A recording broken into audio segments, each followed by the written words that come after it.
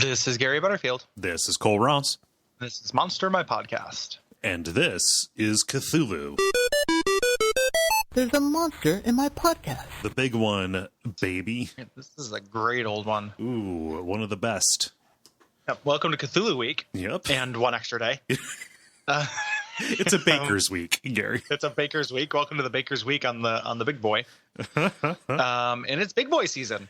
Yeah. We're talking about them gods, and this is it's the one.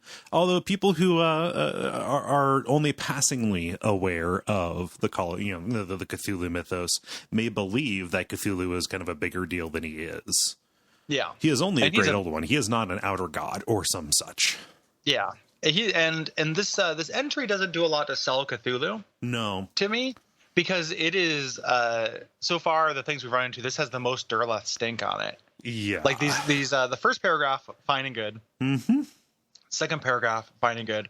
Third paragraph, let's put the brakes on all this, like, beginning and Genesis shit. Yeah.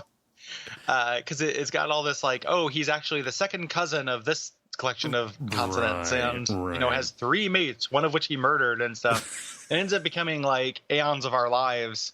Kind of, weird, great old one soap opera shit. Yeah. Which gets away from the cool thing about Cthulhu, which is that he lies dead and dreaming in the underground, in the black city of R'lyeh.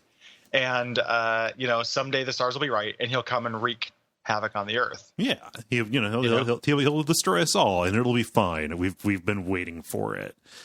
Yeah, to me, everything worth knowing about Cthulhu is in that story. Although there is one little detail here, just a sentence that I'm going to share, which is Cthulhu does maintain, quote, nightmare factories in Earth's dreamlands. However, yep, he has a bunch of B- haunted houses that he runs.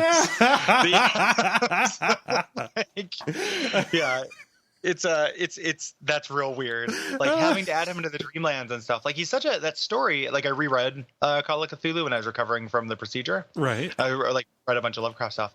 The story is really good. Oh yeah. Like that's a really good novella. Like that is legitimately really readable, really cool, full of super awesome details. Yeah. I really love it. I wish that this was just that. Yeah. Because it's a banger. Like it's a good story. Mm-hmm. And, learning about this guy having his, like, weird cult of, like, Jeremy Greer's cousins in the bayou and, like, and having, sending these dreams and, to everyone. So everyone's, like, having nightmares. Like, everyone's reporting these, like, nightmares and stuff. That's all super cool. Yeah.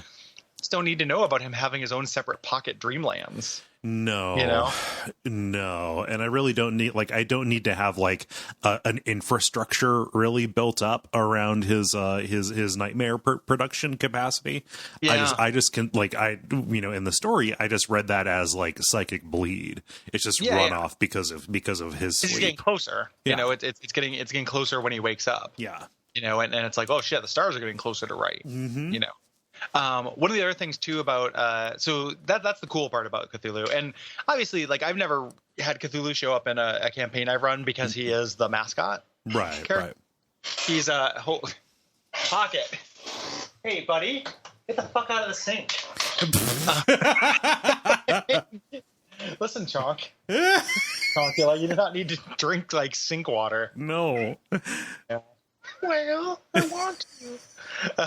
Okay.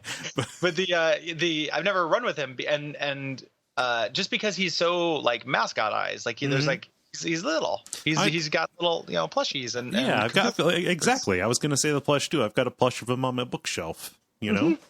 Striking design. Yeah. He's a good design. It makes sense for that to be the case. Yeah. Yep. Shows up in Final Fantasy 1. Mm-hmm. I always forget how elastic he is. That is something that is built into him. He's a Stretch Armstrong. Yeah. But an Eldritch Stretch Armstrong, which is cool. He also gets defeated by boats. It's his one weakness. His one weakness is being rammed by a boat. Allergic to bows. No bows. So if anybody ever plays It's My Life by,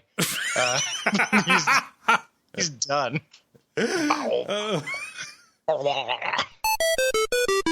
Brought to you by our backers at patreon.com/duckfeed.tv.